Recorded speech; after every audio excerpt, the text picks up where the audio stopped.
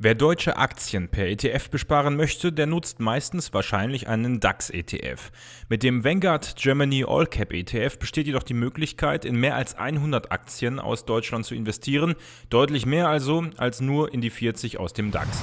Diesen ETF nehmen wir heute unter die Lupe. Viel Spaß dabei!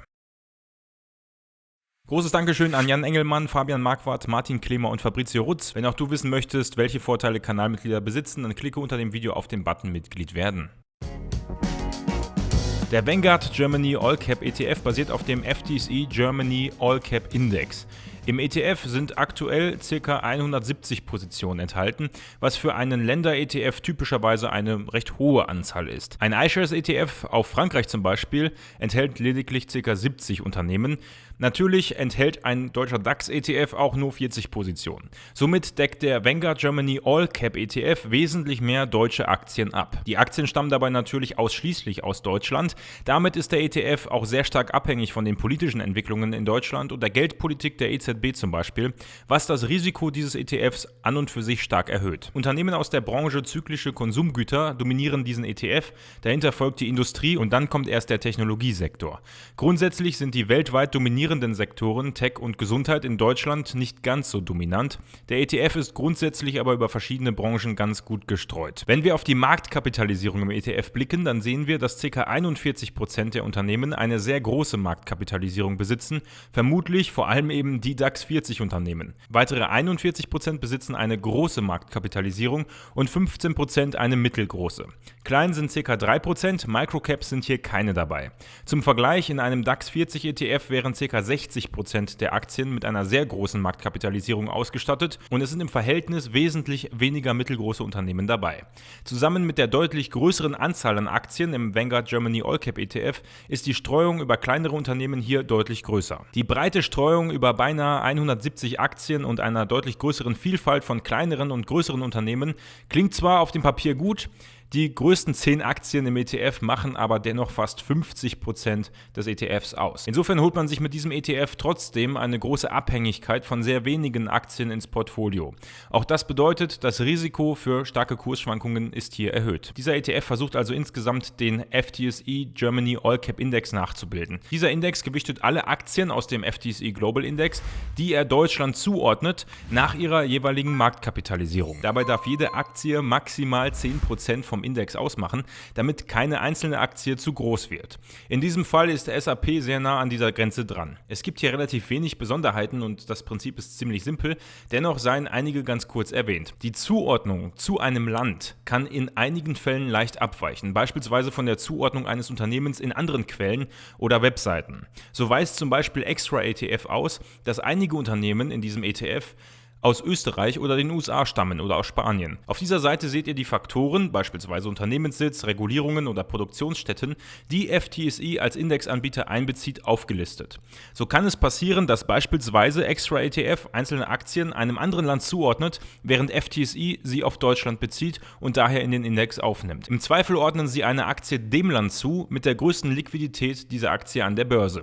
Also das Land, welches die Aktie am meisten handelt. So entstehen hier die leichten Abweichungen. Und so lässt sich auch erklären, warum laut Extra ETF eben amerikanische oder spanische Aktien in einem Germany All Cap ETF enthalten sind. Zurück zum ETF. Dieser gibt an, in jeder Marktphase vollständig investiert zu bleiben, außer bei außergewöhnlichen Marktphasen oder besonderen politischen oder ähnlichen Bedingungen.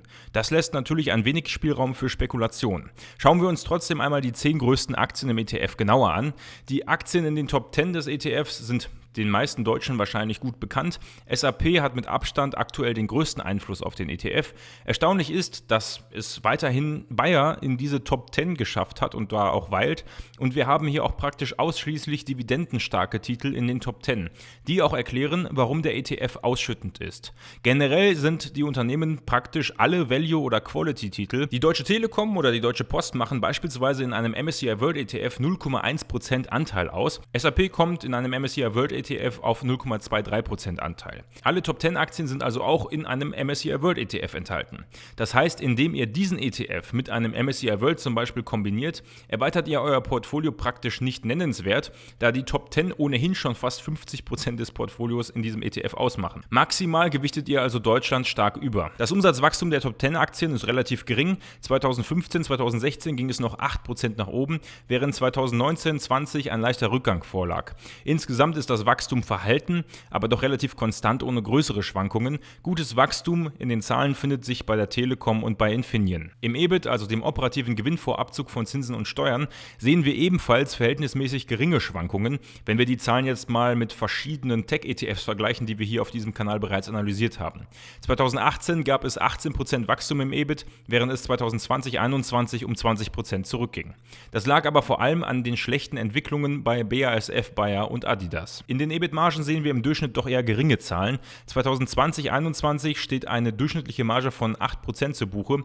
Auch im Vorfeld lag die EBIT-Marge hier bei 13-14%. Das ist relativ bescheiden, wenngleich auch sehr konstant. Im Kurs-Gewinn-Verhältnis sehen wir hingegen relativ geringe Zahlen. 2020-21 ging es jedoch im Kurs-Gewinn-Verhältnis hoch auf beinahe 36. Das hängt vor allem auch mit dem hohen KGV bei Adidas zusammen, aufgrund der zuletzt schwachen Gewinnzahlen. Alle Aktien schütten wie erwähnt Dividenden aus. Kein Wunder also, dass die Dividendenrendite der Top 10 Aktien immer an der 3%-Marke liegt. Daher ist der ETF auch ausschüttend, was passend ist. In der Bewertung erhält der ETF für sein Portfolio nur 2,5 von 5 Sterne. Grundsätzlich ist die Diversifikation natürlich nicht ausreichend. Dieser ETF kann ohnehin nur als Ergänzung für ein bestehendes Portfolio dienen.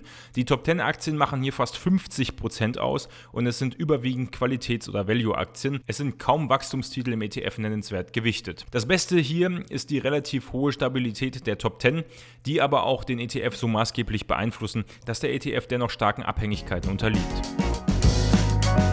Folgt auf Instagram dem Kanal Tech Aktien. Der Kanal versorgt euch mit allen News rund um die Börsen dieser Welt und sorgt mit guten Memes zwischendurch immer wieder für gute Laune. Mit einem Fondsvolumen von knapp über 100 Millionen Euro liegt der Vanguard Germany All Cap ETF gerade so über der 100 Millionen Euro Grenze, ab der ein ETF als relativ rentabel gilt. Der ETF existiert seit Juli 2018, also ca. 3,5 Jahre, was eine relativ durchschnittliche Bestandsdauer im Verhältnis dieser Videoreihe ist. Eine Auflösung des ETFs ist eher unwahrscheinlich, aber auch nicht vollkommen ausgeschlossen.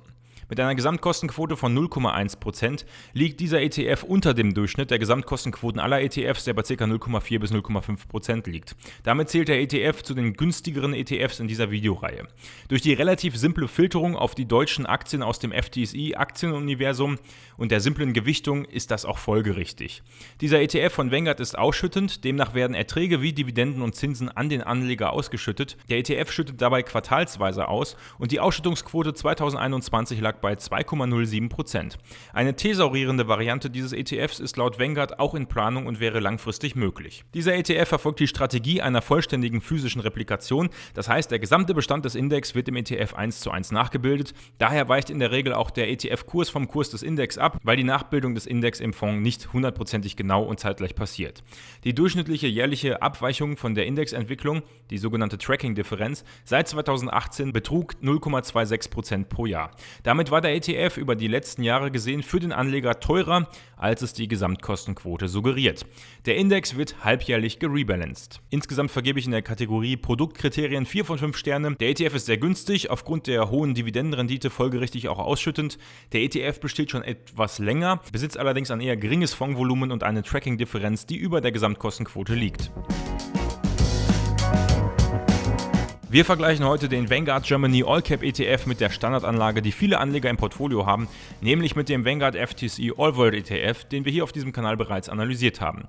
Mit dabei ist auch ein normaler MSCI World ETF von Xtrackers. Außerdem vergleichen wir ihn mit dem Xtrackers DAX ETF, der die 40 DAX-Aktien beinhaltet. Also ebenfalls zu 100% auf Deutschland setzt, aber eben weniger Titel beinhaltet. Als letzten Vergleich haben wir noch den Xtrackers Mittelstand und Midcap Germany ETF mit dabei, der 70 Mittelstandsaktien aus Deutschland beinhaltet und praktisch also die großen DAX-Aktien ausschließt. Im Vergleich seit Juli 2018 sehen wir, dass die beiden weltweit gestreuten ETFs deutlich besser performt haben. Auch der Mid-Cap- oder Mittelstands-ETF auf deutsche Aktien performte deutlich besser als der DAX-ETF und der Germany All-Cap-ETF von Vanguard. Allerdings hat das der Mittelstands-ETF erst nach Corona-Ausbruch geschafft. Im unmittelbaren Vorfeld liefen der DAX und Germany All-Cap-ETF leicht besser. DAX und Germany All-Cap-ETF laufen zudem praktisch synchron, was auch durch den bereits mehrfach erwähnten großen Anteil der Top-10-Aktien im Germany All-Cap-ETF zu erklären ist. Konkret heißt das, der MSCI World ETF kommt hier auf 57% Rendite, der All-World ETF auf 52%, der X-Trackers Mittelstand und Mid-Cap ETF kommt auf 25,38% Performance, während der DAX ETF nur auf 20% kommt und der Germany All-Cap ETF mit ca. 19% das Schlusslicht bildet. In der jüngeren Performance hat der Germany All-Cap ETF also eindeutig keine bessere Performance im Vergleich zum DAX hingelegt. Auch im Einjahreszeitraum sehen wir, dass der MSCI World ETF ebenfalls vor dem Vanguard FTSE All World ETF führt.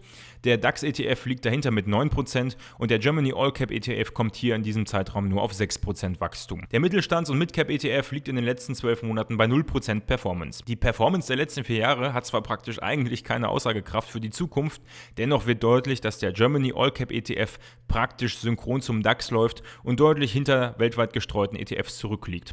Es könnte natürlich sein, über einen Zeitraum von 30 bis 40 Jahren, dass sich der Germany All Cap ETF aufgrund seiner etwas größeren Anzahl an Aktien leicht besser entwickeln könnte. Das ist aber reine Spekulation. Es gibt für die Performance hier heute nur 1,5 von 5 Sterne.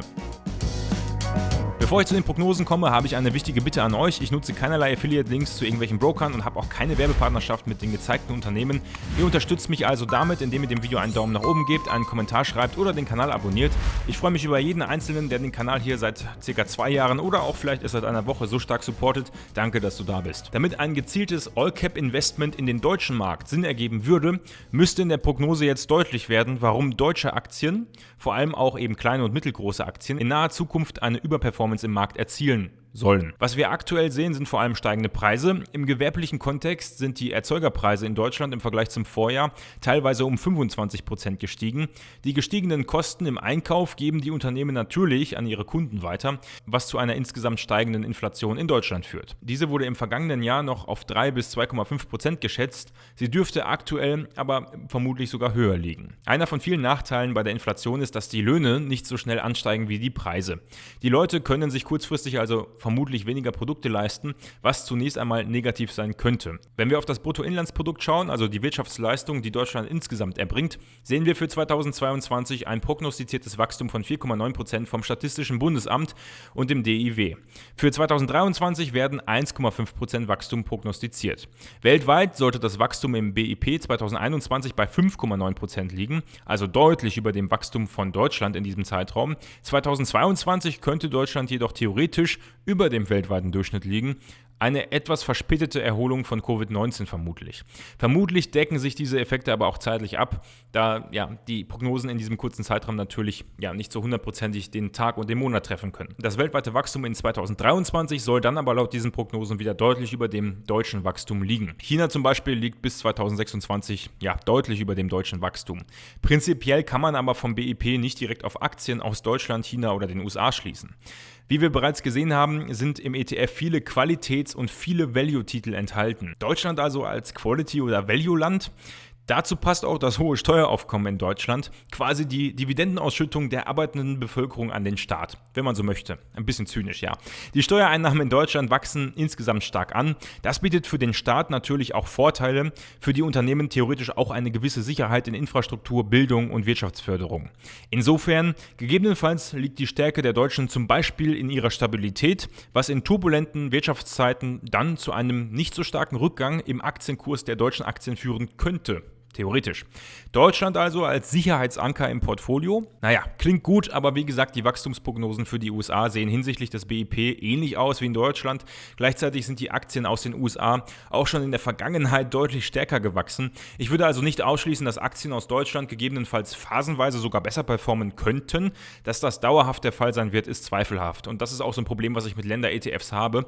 Zumal in einem breit gestreuten Welt-ETF ohnehin der Vorteil dabei ist, dass Aktien aus Deutschland höher gewichtet würden, wenn sie weltweit an Relevanz gewinnen würden.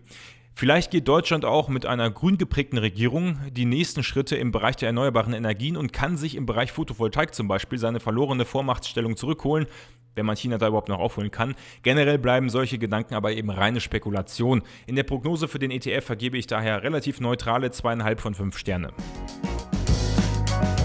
Für das Portfolio gab es 2,5 von 5 Sterne, wenig Diversifikation und überwiegend Value- und Quality-Titel bringen mich eben zu dieser Bewertung. Für die Produktkriterien gab es immerhin noch 4 von 5 Sterne, vor allem weil der ETF eben relativ günstig ist. In der Performance erhielt der ETF 1,5 von 5 Sterne im Vergleich zu breit gestreuten ETFs. Macht der ETF hier keinen Stich. In der Prognose kommen wir auf 2,5 von 5 Sterne, ohne dass es aber konkrete Anzeichen gibt, warum Aktien aus Deutschland in naher Zukunft strukturell besser performen sollten. Meine persönliche Meinung, so sehr ich auch ein Fan von einigen deutschen Unternehmen bin, so wenig bin ich Fan von Länder-ETFs an und für sich. Das würde wahrscheinlich bei einem Frankreich-ETF ähnlich ausfallen. Klar, ein USA-ETF hätte in den vergangenen Jahren generell hervorragend funktioniert und vor einigen Jahrzehnten wäre man mit einem Japan-ETF unglaublich gut unterwegs gewesen. Dass das in Deutschland in naher Zukunft der Fall ist, bezweifle ich, lasse mich aber natürlich gerne eines Besseren belehren. Für den Fall, dass es doch so kommen sollte, sehe ich mich mit einem breiten ETF-Portfolio nach Faktorstrategie aber ebenfalls gut aufgestellt, da die deutschen Aktien dann hier größere Anteile ausmachen würden. Ich bin daher in diesem ETF nicht investiert und ich ziehe es auch nicht in Betracht. Wenn ich den ETF besparen müsste, würde ich ihn mit maximal 5% zu einem All-Country World ETF oder zu einem FTSE All-World ETF hinzufügen. Damit würde ich Deutschland leicht übergewichten, wobei mir diese Übergewichtung aktuell nicht schlüssig erscheint. Wenn man nur den FTSE All-World in seinem Portfolio hat, besitzt Deutschland einen Anteil von 2,23%. Mit 95% All-World und 5% Germany All-Cap ETF besäße Deutschland insgesamt mehr als 7% Anteil am Portfolio, wäre dann also die zweitgrößte Nation nach den USA. Wenn ihr Deutschland so stark erhöht, reduziert ihr aber auch gleichzeitig den Anteil der USA und auch allen anderen Aktien aus anderen Regionen. Denkbar, wenn man sich besonders gut informiert fühlt über das Wirtschaftsgeschehen in verschiedenen Regionen und an diesen strukturellen Faktor glaubt, dass Unternehmen oder zumindest die Höhergewichtung von Unternehmen hier einen Performance-Vorteil bringen kann man sich natürlich auch verschiedene andere Szenarien vorstellen, zum Beispiel, dass man verschiedene europäische Nationen, afrikanische, asiatische und amerikanische Nationen ins Portfolio legt. Das ist dann aber natürlich ein spannender anderer Ansatz, den ich hier auch gar nicht schlecht reden möchte, und es kann ja sein, dass sich jemand mit Hilfe eines Germany All-Cap ETFs, den er mit 4-5% in sein Portfolio einbringt, eben einen eigenen Welt-ETF nachbildet oder ein Weltportfolio nachbildet. Insofern kann dieser ETF als Instrument hilfreich sein, weil man damit eben den deutschen Markt ganz gut abdeckt. Also als Instrument ja, ich würde ihn trotzdem bei meiner Strategie nicht ins Portfolio nehmen. Wie seht ihr den Vanguard Germany All Cap ETF? Glaubt ihr, dass Aktien aus Deutschland aktuell generell noch unterrepräsentiert sind im Markt? Schreibt eure Meinung gerne in die Kommentare. Die Kanalmitglieder können übrigens abstimmen, welche Aktienanalyse ich in der nächsten Woche machen soll. Um mehr zu erfahren, klickt auf den Button Mitglied werden. Wir sehen uns in der kommenden Woche wieder. Bis dahin, macht's gut.